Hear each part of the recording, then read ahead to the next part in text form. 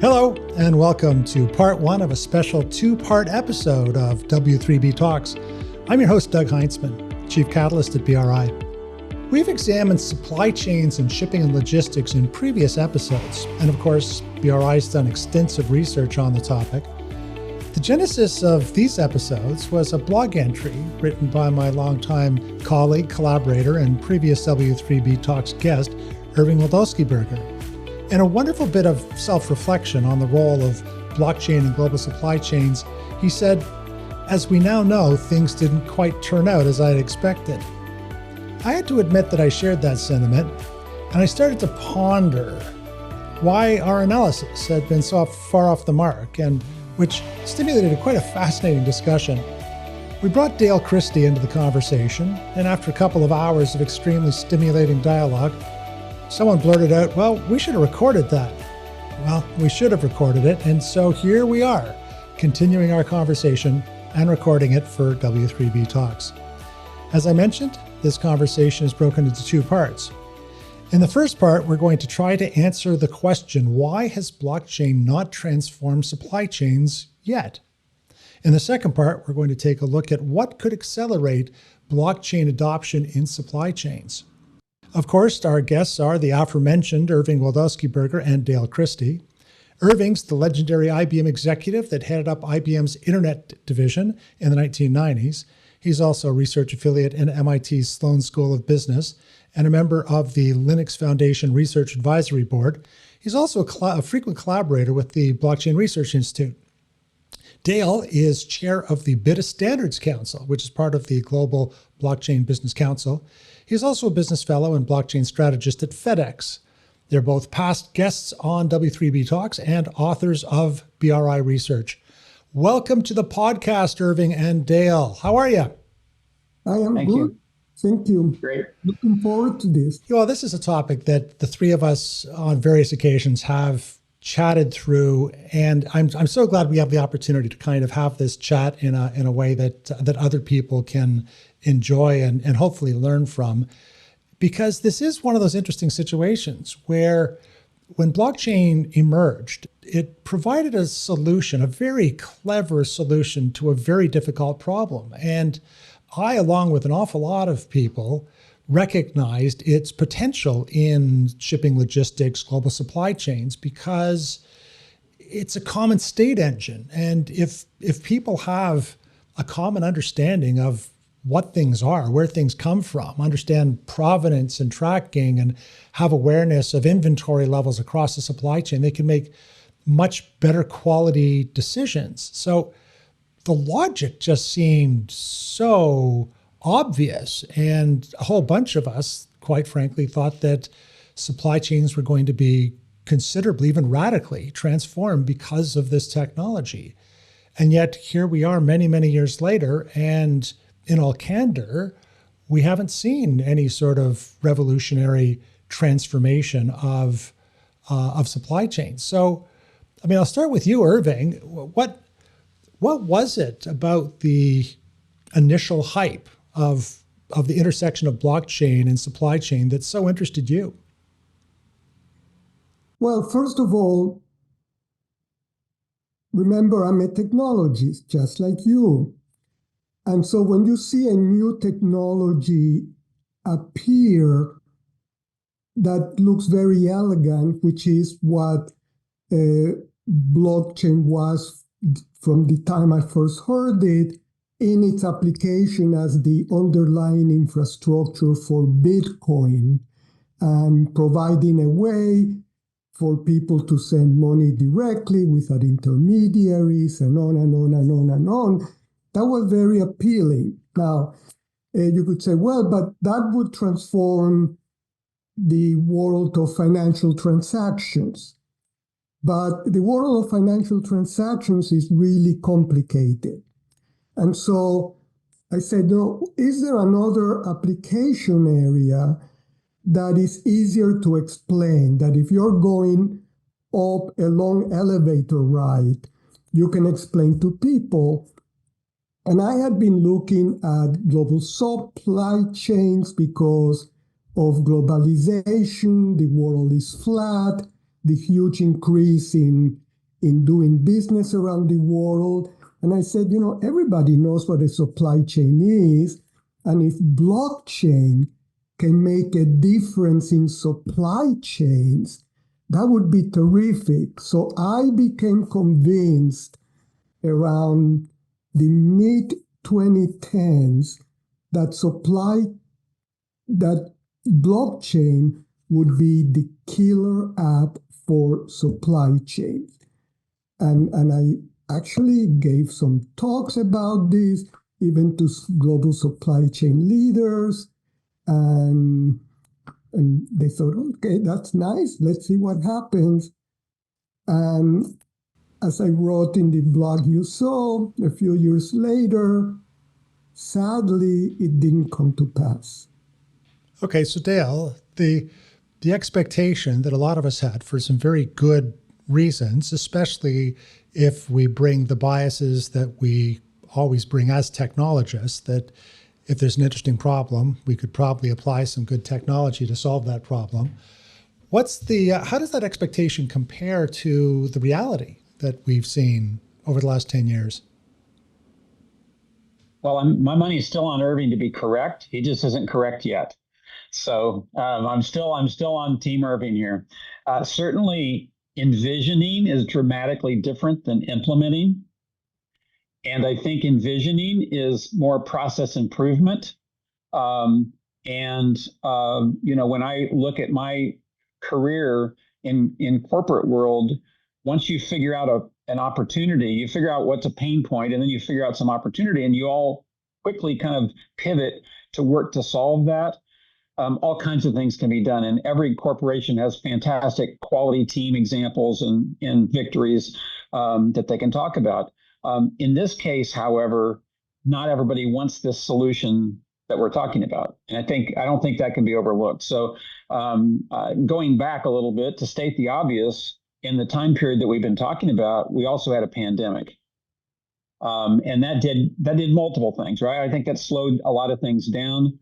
But I also think, kind of in an odd way, to some extent, the pandemic helped people understand the massive complexities and the fragility of the supply chain. Nobody could find anything on the shelf. We had ships stuck in the port of Long Beach and the port of LA, and we couldn't get things. And I think little by little, people started saying, wait a second, what's going on? And now it's affecting me personally, right? It is incredibly complex. Most of the product that moves is multimodal at this point around the world, and there's so many moving parts. As I said early on on a BRI podcast or webinar early in the pandemic, I think most people in the global supply chain don't actually realize they're in the global supply chain. It's just me with my business. I've got a few customers. I order a few things. I ship out a few things. They don't have any broad sense of, well, wait a second, I'm part of this big global mesh, this web that's called the global supply chain. So part of it's that. I think that we have to get to digital before we can get to blockchain. So we can't just skip a bunch of steps and say, let's just throw blockchain, let's sprinkle some blockchain dust on everything and it's going to grow 6 feet tall and it's going to be wonderful and the choirs are going to sing. We have to get to digital and digitization, and then we're going to talk some more about that. And finally, I guess while this is probably obvious to all, maybe but me, who's an optimist and an idealist, one of my biggest realizations in this Web3 blockchain journey is that there are a lot of people that don't want this. I mean, think of it. If you and I can find each other in a trusted environment like blockchain, that's going to disrupt a lot of business models. And the gravitational pull of Web 2 really kicks in. You can't just have people jump away from something. It's going to kick back into, I've got, my boss, Doug, gave me these annual goals. I'm focused on that. I've got kids to put through school. There's a whole lot of things going on that are pulling us back away from these new technologies. And I know Irving's dealt with that for decades, but I don't think we can forget that as well. Okay, so you've actually introduced a whole bunch of really interesting topics that I want to kind of tease apart. Let's start with the pandemic and digitalization. The pandemic did, I think you're right. It did it did expose a lot of us to the realities of supply chains in ways that we kind of probably took for granted, at least most of us. And I think you're right. It also demonstrated just how fragile and brittle a lot of the global supply chains are and what the consequences are. And it was largely responsible for initiating a rather vicious cycle of crippling inflation globally that's had an impact that's lasted many, many, many years. And I think, I have a sense that it also accomplished two other big things, and one of which is a rethinking of the structure of supply chains. And we've seen a lot of initiatives to do kind of more onshoring and kind of simplify supply chains so that there's fewer points of failure in them. But I also have a sense that it has accelerated the process of digitalization by perhaps a number of years, and that, quite ironically, the pandemic's exposure of the brittleness of supply chains has, as well as the effect that it's had on accelerating digitalization, may in fact, in retrospect, may in fact be responsible for accelerating the adoption of this enabling technology. Do you buy that argument? Well, For me? Well, I'll ask Irving, Irving first. You can both chime in. Go ahead, Dale, and then I'll come in. Okay, Dale. Ahead. I think that, if we just simply look at as change, the word change, or us as agents of change, I think the pandemic has dramatically changed trajectories in, I don't know that we could count how many directions it's changed. When we think of this technology right now, we're calmly sitting here on a video call, and think of where that technology was just a few years ago coming into the pandemic, and how, okay, we all had to learn how to do this. I mean, that's like breathing now, right? And yet that was years of change compressed into maybe months for all of us. People with children at school, we're now teaching them at home through a laptop. All the change that we've talked about, I absolutely agree with you that digitization has been, wait a second, why is this here? Why do I need a piece of paper? What can we do? What can't we do? Why? I mean, that's really driven a lot. And I would agree with you that it's moving us quicker. It can't move us quick enough from my point of view, but yet I do believe it is accelerated. Let me tell you, the pandemic also exposed something very, very important that I hadn't understood before. So I said that rather than try to explain how a blockchain would not just transform Bitcoin, but actually would transform the whole world financial transaction systems. The way banks exchange information with each other, that it will be much less expensive to send money, dollars to Paris, and immediately it would be exchanged and so on. And we know the financial system, even though it works incredibly well, is very, very complicated. I thought that, on the other hand, global supply chains are easy. That I want something, I go to the store, it's there, and if somebody said, this came from China or it came from Europe, I'd say, okay, that's supply chains, that's what they do, and they are even more important when the internet came along, the world became flat, the goods started to move from one place to the other. But what I didn't know is how incredibly complex these supply chains are. I just didn't know that. Concepts like bill of materials, that let's say you have a supply chain, and you know that, let's say, if you're doing manufacturing automobiles, brakes and seats and different things come from supply chain partners, but I hadn't thought, and each of those supply chain partners have lots of other partners that help them make the brakes, and they have many other partners. So there are all these levels to global supply chains. And so I confused the fact that people sort of have an intuitive feeling of supply chains with assuming that means they are simple. And it took the pandemic for us to begin to understand this is really complicated. Like, why is it that before the pandemic, it was easy to get paper goods, paper towels, toilet paper, and so on, and now it's difficult to get them? And it didn't make any sense. Why is it that it was so simple to get cleaning products so you can wipe the counters and do all the things you need to do that, but now you cannot get them? What is going on here?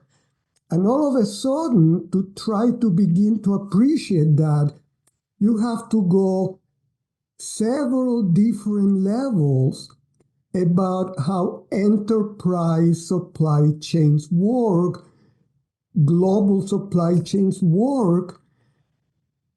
And I didn't know that. I just didn't know that. It's just not, and you deal with this all the time in FedEx. I bet you, most of you, well, your commercial customers understand that. Your consumer customers probably don't appreciate how incredibly sophisticated your supply chains are and the people you work with. And okay, well, let me riff off of that for a little bit, because I think you're on a really, really interesting point. And I actually think there's multi-dimensions to it, because, sure, there's the supply chain that says, I'm selling something to you, you're packaging it up, moving it around, adding some value to it, then you're shipping it off to someone else, and so on and so on. And we need to be able to exchange invoices and product requests and a whole bunch of other stuff, or engineering, or customer support, or there's also stuff that has to move back and forth across the supply chain. Sure, there's that, but there's also other attributes that often we don't really pay very much attention to, that actually have been the focus of a lot of the early notable examples of blockchain being deployed against these spaces. Issues like provenance tracking in the luxury goods space, traceability at Walmart for leafy goods to be able to trace salmonella infections. There's been all kinds of other issues around doing container management initiatives that had a lot of publicity, things like TradeLens, which was a Maersk and IBM trying to build a global consortium of shippers to simplify all the mechanics of making that system work. And ultimately it didn't work. So some of these examples are still going strong and still adding a lot of value, and some of the other ones are not and have really struggled. Dale, from your point of view, can you see why some of the attributes of supply chain have lent themselves or been more successful with their use of blockchain and some others haven't? I think one of the key areas is that the narrow scope of the implementation. So again, I don't work for Walmart. I'm aware of some of what they've done, but I think their leafy green blockchain is probably as good a use case or as good an example as I can use. They were an early adopter of blockchain technology back in 2016 or so with their Mango example, which I think IBM was involved with them as well from that point of view. But in terms of and Frank Yanis came out of Walmart and went to the FDA, and I hold him in very high esteem from a food safety point of view. I've learned a lot from him over the years. But basically, every time they pull romaine lettuce off the shelf, they don't just pull my romaine lettuce off the shelf and I'm the one that caused it. They pull yours and Irving's and everybody else's off as well because they don't know who caused it, right? So I think Walmart, very responsibly took that on and said, you know what, let's focus on our own ecosystem. If you have a contract with me, I'm gonna require you to be part of this network, and then step two would be beyond a certain period of time, a few months later, whenever that was, I don't recall. Anybody that you deal with, the next level exchange also has to be on that network. Well, that tightly controls an entire ecosystem, and yet it's just within Walmart or whatever example you want to use. It's not global. It's not out there from that point of view. So I think the narrow use cases can be very effective, and maybe even at an industry level. We've seen diamonds tracked. I think that's a very effective use case. Did it come from is it what they would consider a blood diamond, or is it a conflict-free mine that's producing that? And can you prove that? I think there's lots of really, really good examples. I don't think ultimately TradeLens was successful because it wasn't open. We came to that conclusion in maybe 2017 or 2018 that yes, we built a global supply chain blockchain and it worked. And only then did we realize we can't scale it. And so again, TradeLens felt kind of like a bigger version of what Walmart or somebody else might be doing within that, but yet not global. It has to be free. It has to move. It has to have some open foundational level, we believe, for this thing to scale. And I know that leads us into a number of other questions I think that we're probably going to talk about. But ultimately, it was a private scenario, and it wasn't something that everybody could jump into, large, medium, or small. Okay, so you're at a really interesting point. We'll get to a discussion about all the technology attributes of this, but you're talking about an organizational behavior attribute. So what I think I heard you say is that there are a good number of what I think you termed as narrow use cases that, especially when they're backed by some ecosystem keystone that has a lot of market power, like a Walmart that says, listen, we're going to implement this system. We need everyone to get on board. And if you don't want to get on board, we'll find someone else who will, because there's a lot of value to be had in this narrow use case. And those examples have demonstrated success, and there are quite a few of them out there. In the luxury goods space, there's a lot of examples of that. In wine and spirits, there's all kinds of tracing. And there's even some interesting variations on that to deal with the complexity of jurisdictional taxation. And so there's some really interesting kind of narrow use cases like that. But the broader big use cases, the global use cases, the ones that TradeLens tried to solve, I think of TradeLens as the biggest problem is that they tried to solve a Web3 problem with a Web2 business model. And that a lot of the companies that potentially were critical to making the system work looked back and said, well, wait a second, you've got Maersk and IBM that are collecting a fee, a tax for all of the transactions running across the system, which on the one hand is fair enough because we have to pay them for the work that they've done. But on the other hand, it's a tax on my trade that's going to my competitors, and I don't have an alignment of interest. There's this concept of a constellation of value that says that one of the big problems with any sort of ecosystem is figuring out how to properly articulate the value of collective behavior in a way that aligns everyone's behavior. And it's a really difficult problem. So, I mean, if putting aside the technology for a second, but this organizational problem, to me, is a harder problem. As a technologist, I can plot out and I can hire lots of engineers and spend a lot of research money. I can solve technical problems. These organizational problems are really challenging to deal with.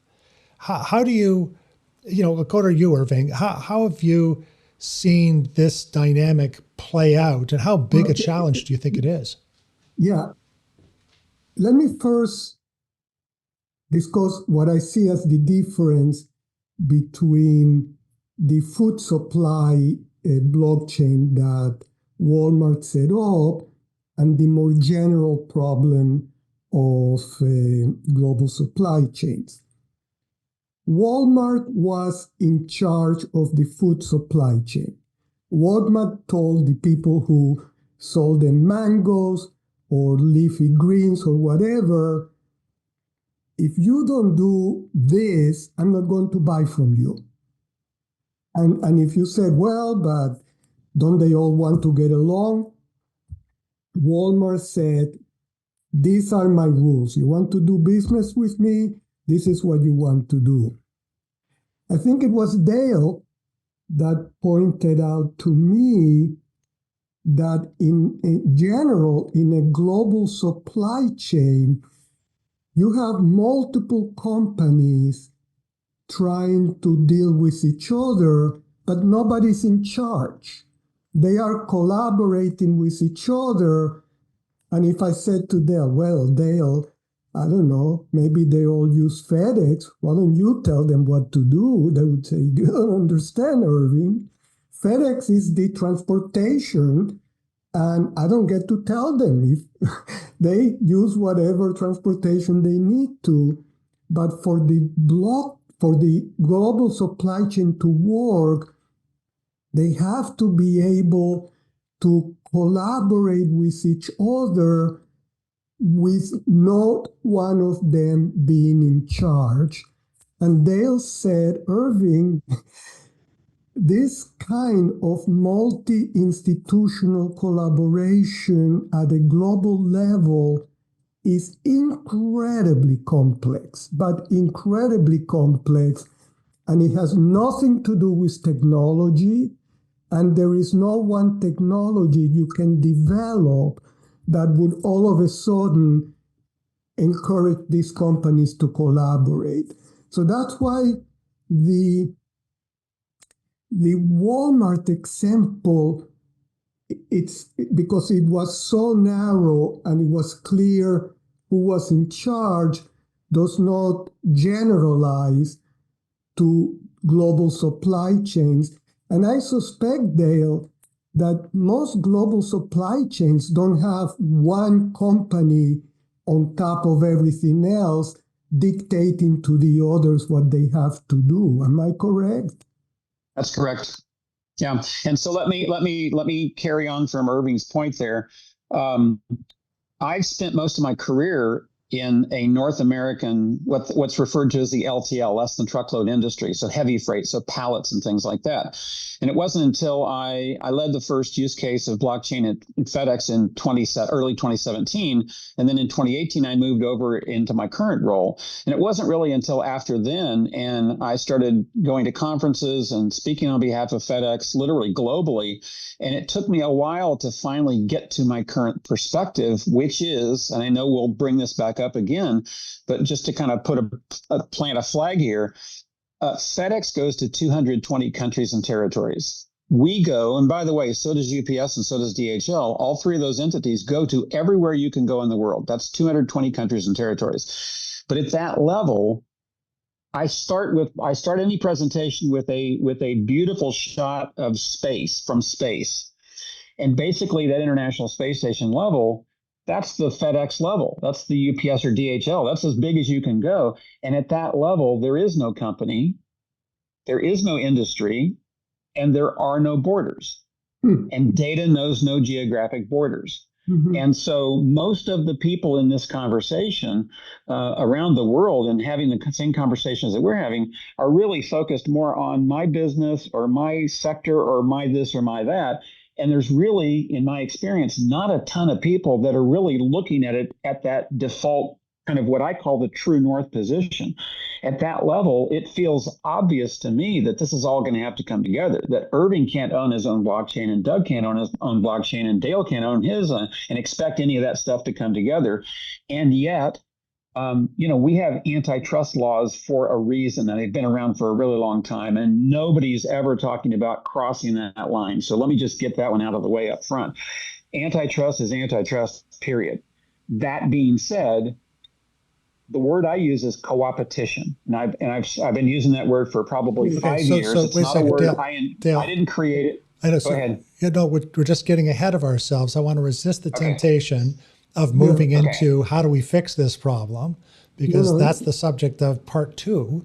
I understand, but let me just make a remark to what Dale said. Sure. That nobody owns the technology and so on, and nobody's in charge of it, correct? But Dale, here we have, in the 1990s, all of a sudden, the internet became commercialized. And let's agree, nobody owns the internet, and companies collaborate through IETF and W3C and so on. And these are two standards and governance organizations that lots of companies are involved in around the world. Somehow, the federal government is not unhappy with collaboration around the internet. I guess the difference is that the internet and web and so on are open source, are open standards, came out of a research environment. So antitrust law doesn't apply to the internet. I think you just hit the key point just then, which is, in my opinion, both of you are the technologists here more than me. But as my understanding is, or the way I would tell that is, the internet and the foundational pieces of that, the standards, if you will, HTTP, all the TPIC, all that stuff was defined by a really small number of engineers and scientists early on before it scaled. Exactly. In this case, we have the opposite example, yes, which is it got out there and we're still trying to harness it and put rules around it that didn't happen with the internet. And the internet was the only other global technology. And this is now a follow-up to that, but we're following different paths. We're still trying to kind of rein it in. And fact, that's one of the things we're talking about. In fact, remember, the internet started as a DoD project, U.S. Department of Defense. And for the first 20 years, it was only research institutions, universities, and so on. And commercial institutions were not allowed to use the internet until the 1990s. They just were not allowed. So to your point, not only wasn't it done by a few companies trying to keep everybody else out, they were not allowed to use it until the government said, okay, we'll put it now out there. And so that may be a gigantic difference going bottoms up versus going top down in new technologies. That seems to be gigantic, correct? I believe so, yes. Okay, so let's use that framing to try to drill down on what some of the reasons are, the explanations of why blockchain hasn't delivered on the potential that we thought was there in global supply chain. We've talked about the lack of digitalization, that there's still lots and lots of the global trade industry generates 4 billion paper documents every single day. And so there's still a lot of encapsulation of information that moves from party to party in a format that is difficult, costly, very friction-oriented way of interacting. So we've identified that issue. There's the alignment of interests problem that we talked about, that is a classic consortium ecosystem problem that says there has to be an awful lot of collective value, and the value has to be able to be associated and distributed in a way that the majority of the participants feel is fair and equitable. So there's that kind of problem. What are some of the more technical problems? Has blockchain just had a lack of maturity? Are there advances that need to happen before we can truly use this technology productively? Well, the answer is yes, but that's more into the future. I think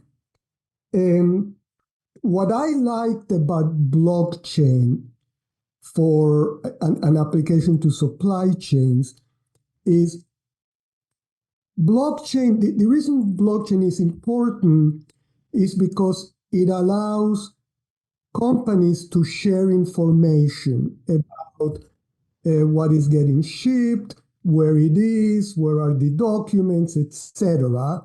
And because of the use of public-private key, everything is encrypted in the blockchain. Remember, this came out of Bitcoin and you were handling money, so you had to be very secure.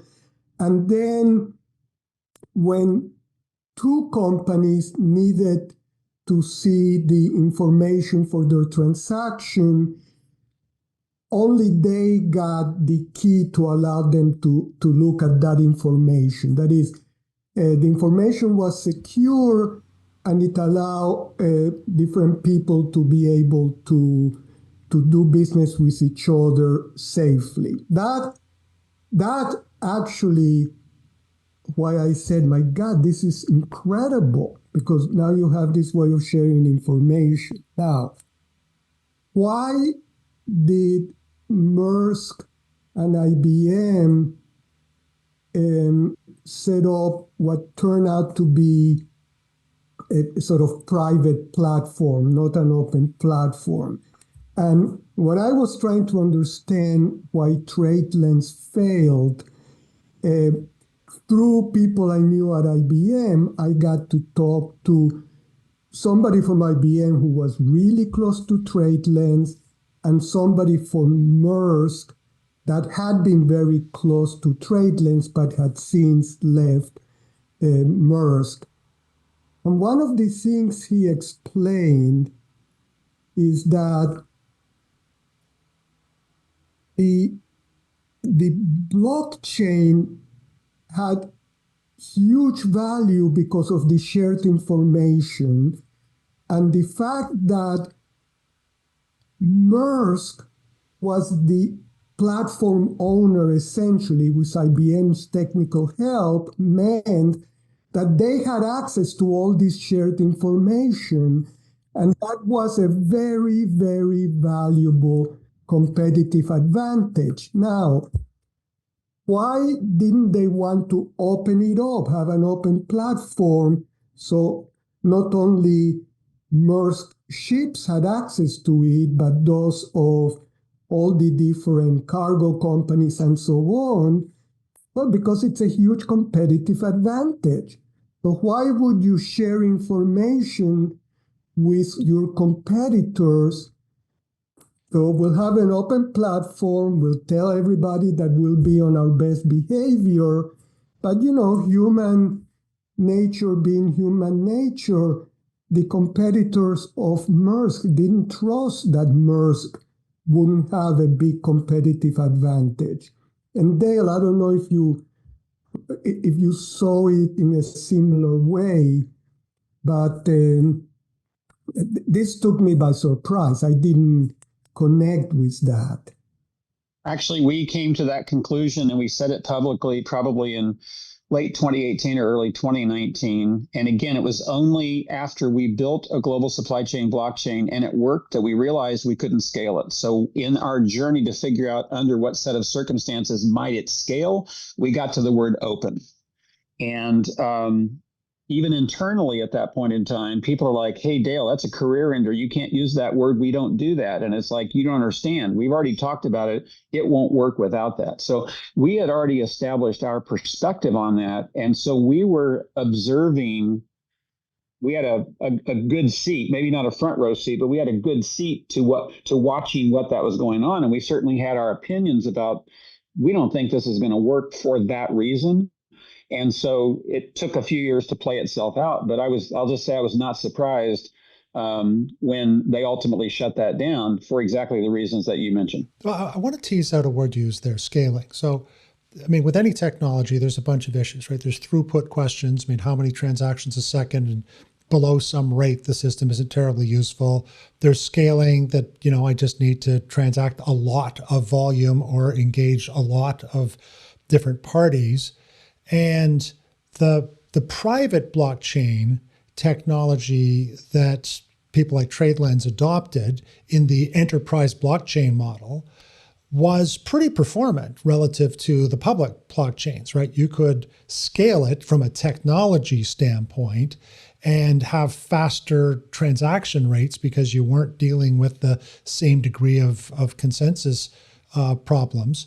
And it had the extra advantage of being able to have private channels so that you could have transactional privacy, to the point, Irving, you were on, that there are certain parts of interactions, like, for example, the price I'm offering you for a certain volume of goods, that I don't want the whole world to know about because it goes to my competitive advantage. But there may be issues under some situations that I do want to expose how much inventory I have to certain other parties. So being able to have transactional privacy and selective transactional privacy was an important goal. But the question that the way that you're using the term, Dale, I think is actually a little different. That scaling from the point of view, can I onboard a critical mass of players onto a system so that they can collectively take advantage of the system? That's a different kind of scaling involving a different kind of problem.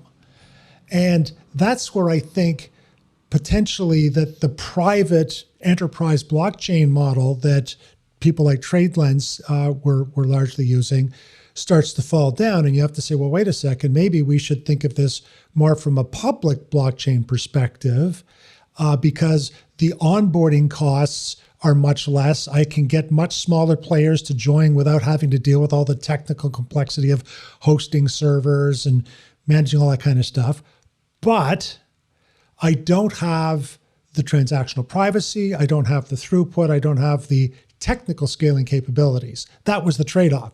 So I think, well, if my hypothesis is right, the question for me is, and if you're right, Dale, that you need to be open and public in order to scale in the way that you're using the term, the challenge was we needed to get that technology to be, higher performance, that it had to have higher throughput, that it had to have some mechanism that allowed for some sort of transactional privacy, and that it didn't burn up ridiculous amounts of carbon.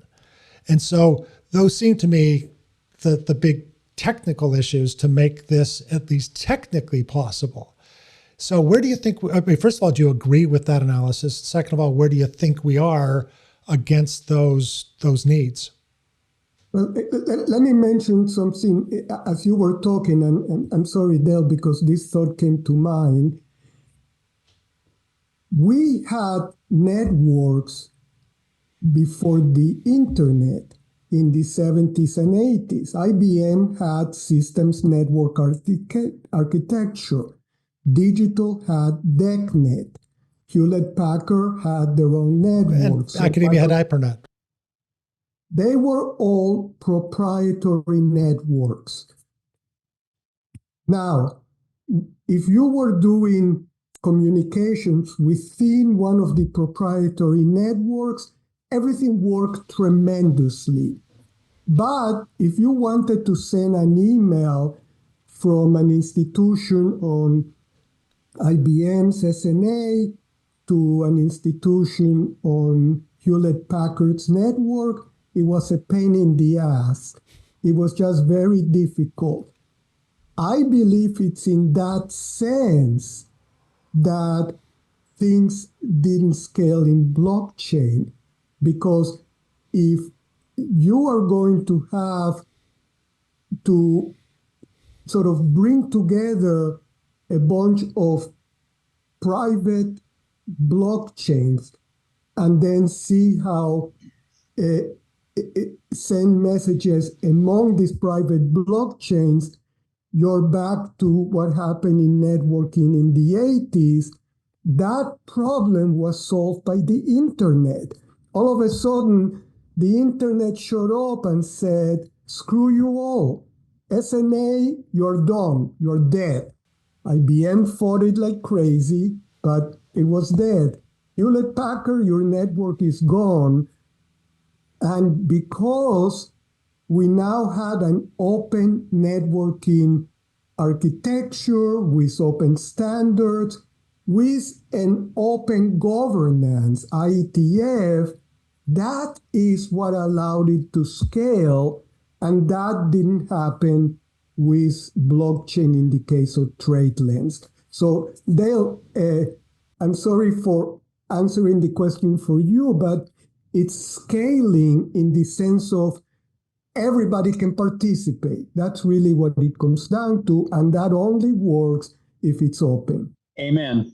I agree with every word you just now said, so don't apologize at all. That was perfect. So I think we're all in agreement that part of the issue is that the technology needed to evolve to kind of internet level capabilities in terms of its technical scaling and throughput and security and transactional privacy attributes, and that has been a journey.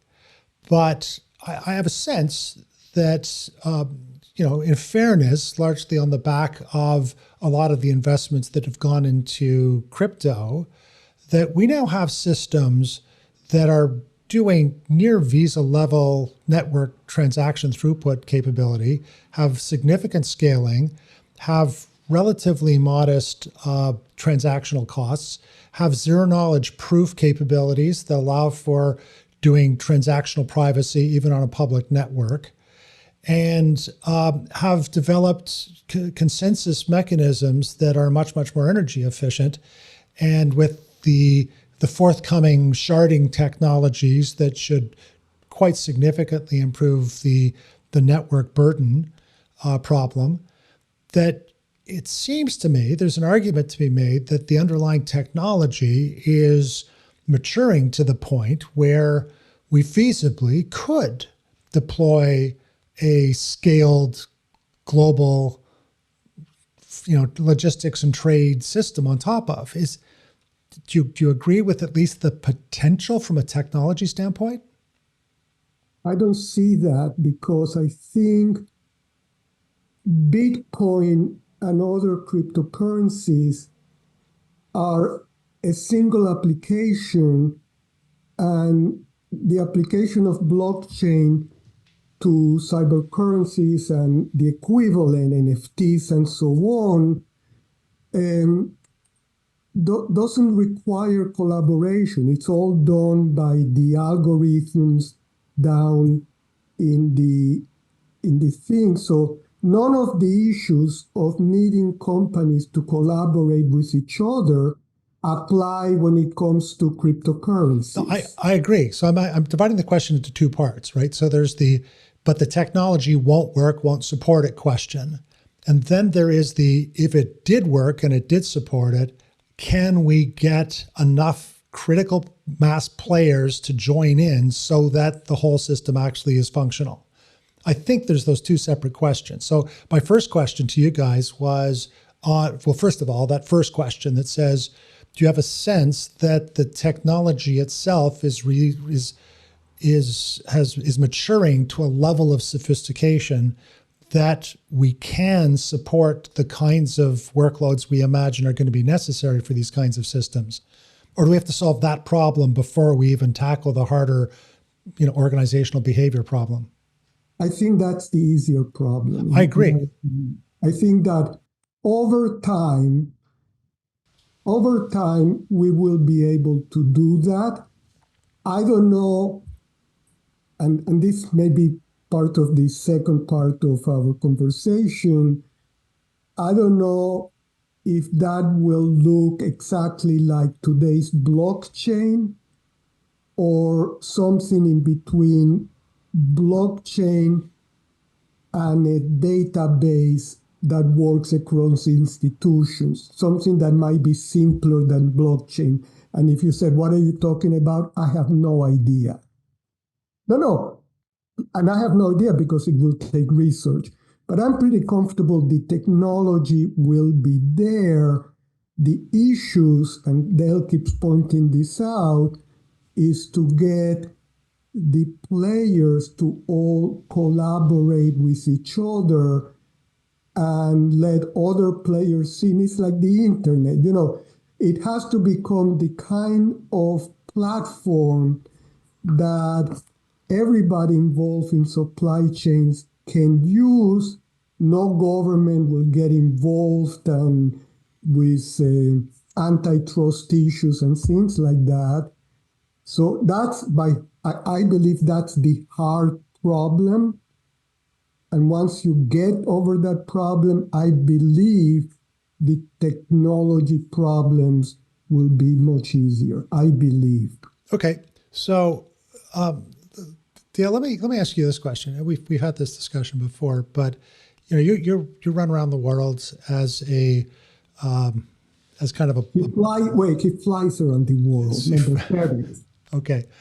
As kind of an expert talking about the potential of this technology, how much of a problem is the fact that blockchain has been so closely associated with cryptocurrency and, like many technologies, potentially overhyped for a period of time, and especially because lots of speculation was put around the major use case surrounding Bitcoin and other currencies? How big an obstacle to adoption and consideration has the fact that it has been so closely associated with that particular use case? I think it's probably number one on the list. If you stop and say, why has, wherever we might have been in 2015, 16, 17, and whatever we thought was going to happen then, and here we are in 2025 talking about it, I think the single biggest reason that it hasn't moved forward any further than it has, and I think it's moved forward a lot, but not as far as I think a lot of us thought or hoped, I think is the association and the identification around crypto. I mean, I started describing it early on as, if you think of Bitcoin as a really shiny, fancy vehicle, whatever your favorite vehicle is, think of that.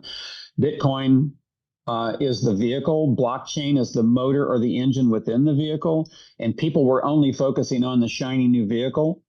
And to this day, some of the stuff that we work on through Global Blockchain Business Council, and they've got a big presence in Washington, D.C., around education and advocacy. Most of them, their first question is, so this is crypto, right? No, it's not. And so I still think that's that cloud is still hanging there. And of course, with the new U.S. administration, that's accelerating. That conversation is accelerating. And while the conversation is accelerating, and maybe the inertia or the momentum is accelerating, there's still a ton of people that still don't have any idea what we're talking about, let alone that they could delineate that between crypto and blockchain. So I find there's this great contradiction, because I get the sense that you're right. I myself, as I'm interacting with governments and with companies around the world in many industries, will get that question. Oh, this is really about crypto. I don't really know that, or it's a scam, or it's a bunch of speculators, or it's a bunch of bros, doing silly things, and having to explain that, well, you're conflating two things, right? One is an application and one is an enabling technology. It's like saying electricity is responsible for cryptocurrency. Well, yes, it is an essential input. It's enabling technology, but it's not what cryptocurrency is about. Electricity gets used in a lot of different places. So does blockchain. It's just one of the enabling technologies. So you have that on the one hand, and I think that's a very real phenomena. And I'm actually, I find it very interesting that you think that that's one of the biggest impediments. But at the same time, I think that it's fair to say that because that industry grew so quickly, the whole DeFi space, crypto exchanges, et cetera, that there's been a lot of money and a lot of very smart people working on some of the technical maturity issues, figuring out how to build these things at massive scale with significant throughput, with robust enterprise caliber security, and with the ability to allow transactional privacy. This little demon in my head keeps on asking this question, and it said it's very conflicted, because on the one hand, it's been an impediment, but on the other hand, that whole industry has been an enormous subsidy to the technology that might ultimately solve all these problems. I mean,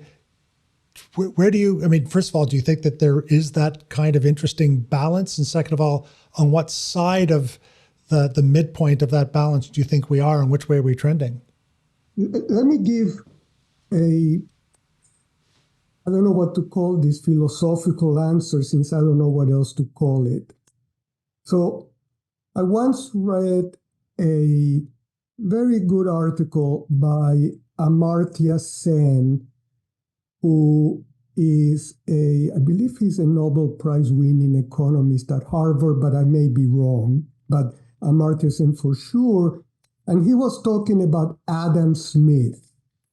And Adam Smith wrote The Wealth of Nations, and he wrote The Theory of Moral Sentiments. And The Wealth of Nations, everybody associates with free market capitalism and companies working with each other and people dealing with each other in business, free market capitalism. But in The Theory of Moral Sentiments, he wrote that business and doing business with each other, whether it's two companies around the world or whether you buying a loaf of bread from your baker, requires trust. That at the essence of business, the parties that are dealing with each other have to trust each other. And I think, Dale, you are in gigantic world business, FedEx. You just told us you are in every country in the world. People in all those countries have to trust you, and you have to trust them, because if you didn't, there would be so much friction, you couldn't do business. So here we are, and the essence of business is trust. Now, on the other side, I would say the blockchain piece is also about trust, and so maybe that pivots us. I don't want to shut down that answer, but it's really a verifiable history of movement, and it's also about trust. So again, wherever you want to go with that, well, what I wanted to go back to that, but that's a key anchor here. What I want to go is when people hear the word Bitcoin or cryptocurrency, the last thing that comes to mind is trust. They hear about scams.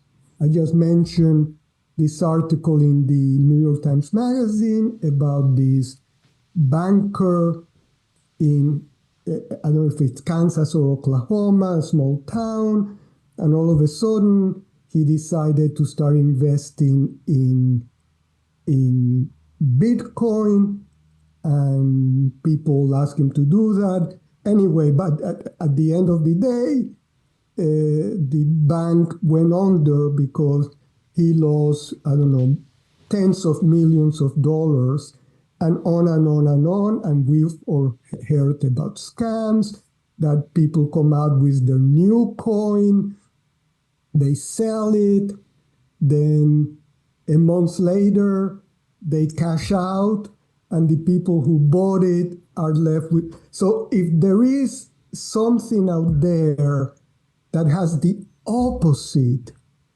image of trust in business, cryptocurrency is it. And I'm not saying whether it's fair or not, but that's a rabbit hole that we could spend hours on.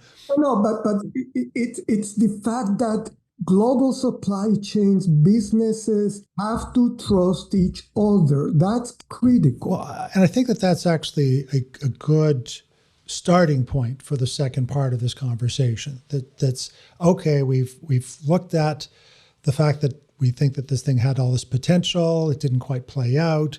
There were perhaps some technical maturities, private versus public. The technology is evolving, but that there's still this fundamental organizational coordination, alignment of interests, trust sort of problem. And that's a really, really difficult issue to overcome. So we're going to get to that discussion when we in the next episode of W3B Talks. Before we finish up this half of the discussion, are there any kind of final summary thoughts that either of you had to talk about the problem definition?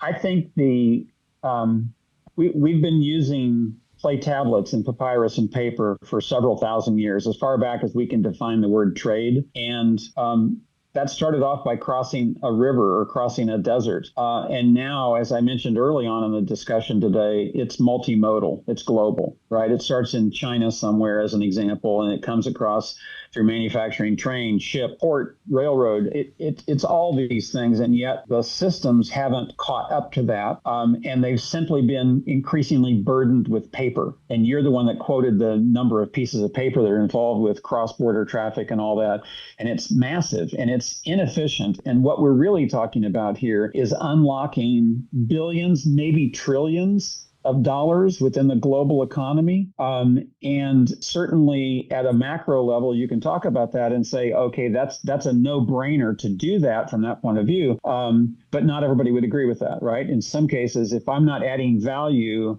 in a Web3 world, then the two of you are going to find each other and you're going to go past me. So it's a very complex thing over and above just the complexities of the global supply chain. These are complex issues as well. And if we were simply sitting down within our own four walls and saying, how could we solve this? I think we come pretty quickly to some solutions about how you do it, but you're not in control over all that. You've got competitors and you've got different industries. You got that's why it's so big to put your arms around. That when I try to speak to it, I try to oversimplify it by showing a picture from space, which is look at this big, beautiful space and, pick out the industries and pick out the companies and all that. It's all going to have to come together. But certainly that's not the way the world works currently. I hope it can be. I hope we can all influence that a little bit to move this thing forward. But that's not currently where it is. Well, that's probably a really good place to kind of start to pivot, because, you're actually alluding to some pretty big macroeconomic issues in what you were saying. Societal stability has always been based on the concept of economic growth, and the demographic profiles of industrialized countries is such that the two traditional ways that we generate economic growth, being access to inexpensive labor and plentiful and inexpensive capital, are collapsing on us. And we desperately need to find ways of becoming radically more productive. I don't believe that this is one of those situations where we can kind of sit around and just philosophically say, well, isn't this interesting? We need to figure out what to do. And I think we have some of the building blocks that we can start assembling and putting together, but we have some very significant challenges to overcome. And how to do that is the subject of our next episode and the second half of this conversation. Before we finish this episode, let me thank both Irving and Dale for joining us today, and thank all of you for joining us for this episode of W3B Talks. You can find out more information about FedEx at fedex.com. You can also find information about the Global Blockchain Business Council's report on the future of global supply chains that Dale helped author at gbbc.io. And you can find pretty insightful musings at Irving's blog at blog.irvingwb.com. You can also find more information about this topic and many others at blockchainresearchinstitute.org. And while you're there, please consider subscribing to our newsletter. I'm your host, Doug Heintzman. We hope that you enjoyed this part one of our exploration of blockchain and supply chain. We hope that you'll join us for part two. In that next episode, we will try to answer the question, what could accelerate blockchain adoption in supply chains? Thanks, Irving. Thanks, Dale.